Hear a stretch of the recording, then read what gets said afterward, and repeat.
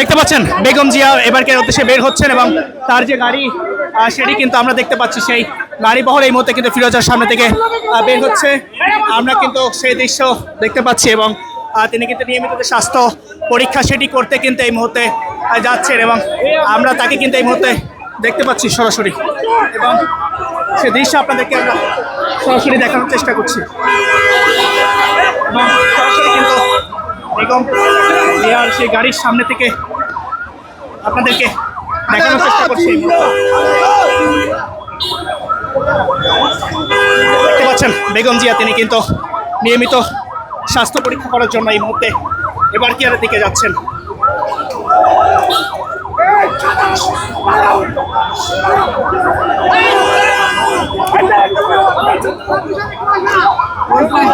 camera